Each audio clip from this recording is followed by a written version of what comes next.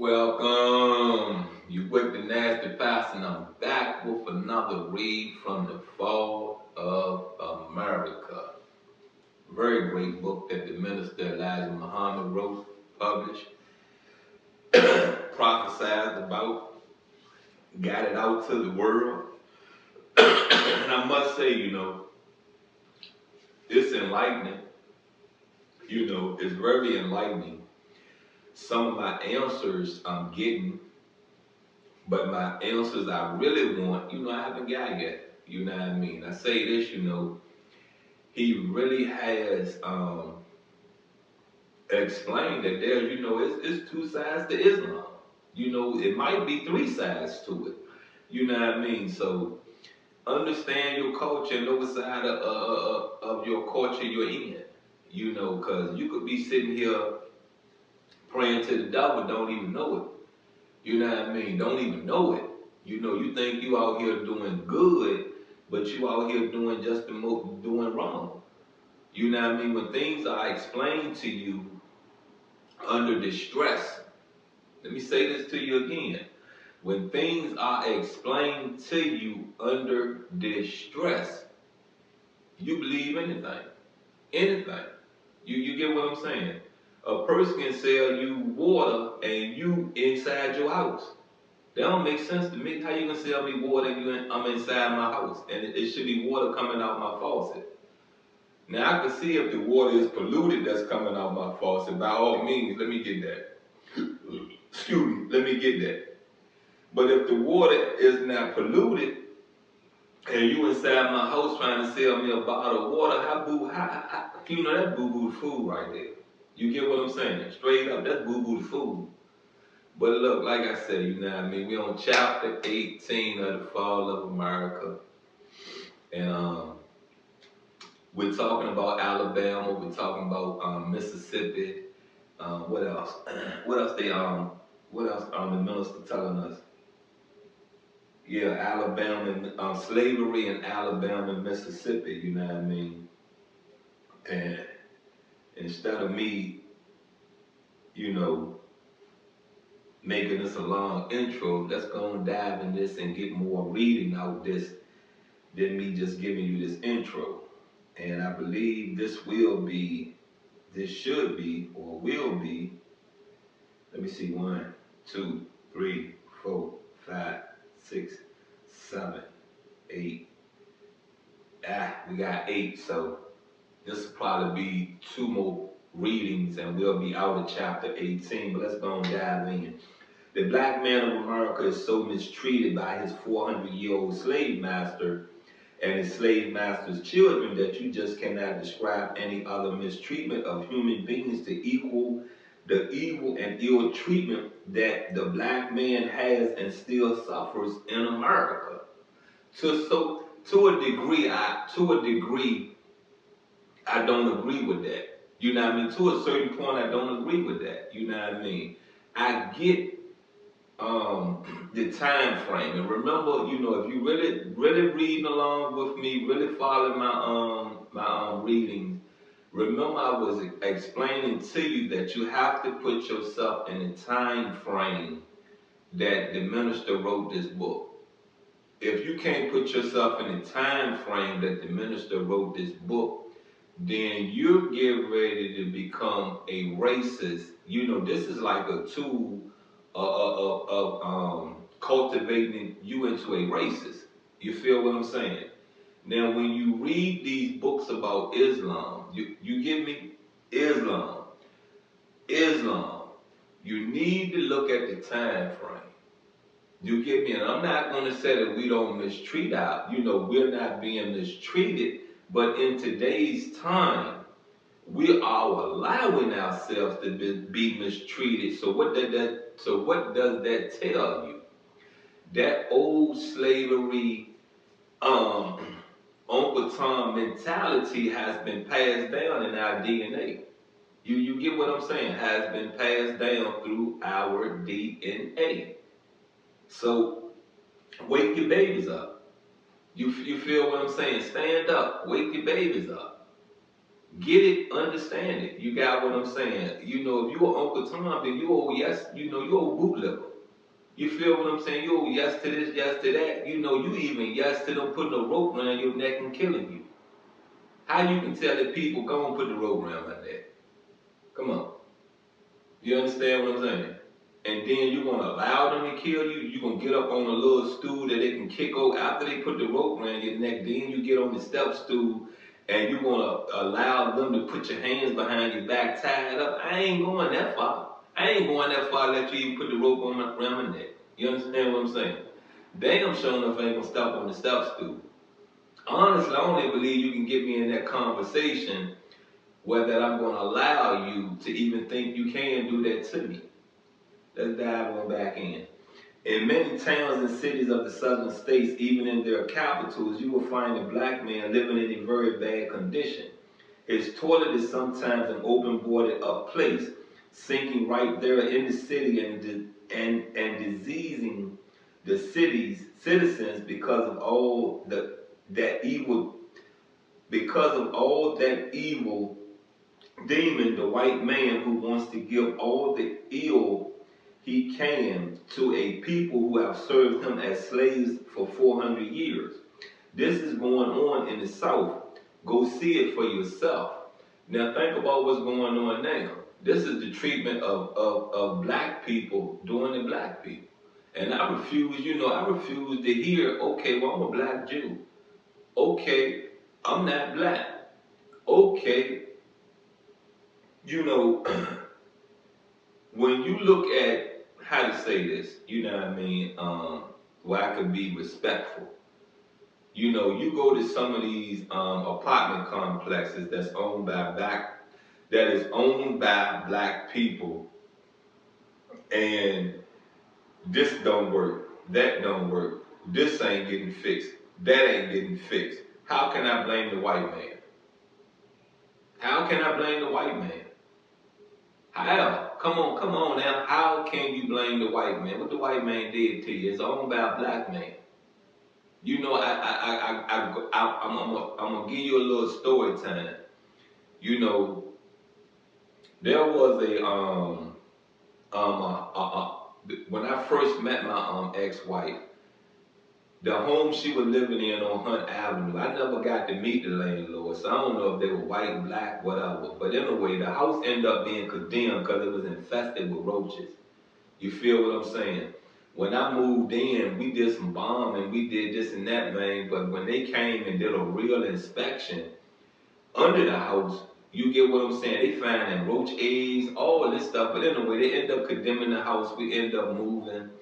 And this particular house, a white man owned it. You know, it was a duplex house. It had an upstairs and a downstairs that he was renting out. And I must say that man came and fixed a lot. You get what I'm saying? I must say he did. Then I remember, you know, from that house we moved over the south side, and I want to say he's Mexican. I want to say he's Mexican, but I don't know, because see, a Mexican and them Arabs, they confuse you. They will confuse you. You think you talking to a Mexican, but you really talking to an Arab. You think you talking to an Arab, and it's really a Mexican. But I give it to him. He came over there, did some stuff that, you know, we had asked for before we even moved in. You know, you're gonna put the screen door on. So after a couple of pavements, you know, after a couple of pavements was in, he came over, put a screen door on the front door. You got what I'm saying? Came in, the toilet was messed up. We didn't go through a lot of BS with this man. You feel what I'm saying? What we asked for, he went and got it done. We moved in another house over south side he owned, and the same thing with that house. He, you know, there was some things wrong. He came over there, he got it fixed. You got what I'm saying? We moved to Fredericksburg. This is a black man. Home we renting from around Mayfield, and I gotta give it to the man. You know what I mean? I love the man. You got what I'm saying? I love the man. You know, he come over, get it done, bam, bam, bam, blah, blah, blah. You know, and what I also loved about him was this right here. He knew me and her was arguing. Because sometimes we don't argue in front of him. You understand? Yeah. You got what I'm saying? We don't argue in front of him. But I'm glad he never singled me out because see, she the leaseholder. Even though we are married, she's still the leaseholder. She the voucher holder. You feel what I'm saying? My name is added to her voucher. You understand what I'm saying? So really, he don't have to listen to me about nothing. Nothing at all. But I'm glad he never singled me out and said like I'm the issue. I'm the problem. He stayed out a lot of stuff. You got what I'm saying? So I say this to you once again, you know what I mean? Black people, let's stop mistreating each other. Please. You know, I'm trying my best not to call you a nigga. I'm trying my best not to call you a nigga boo. I'm trying my best not to smack you. I'm really trying my best not to go get a gun and shoot you. You understand what I'm saying? You get me clearly. They're gonna dive back in his read. The U.S. mail comes into these towns and cities, and in some places, the black people are forced to walk to a drugstore and ask a white drugstore owner for their mail.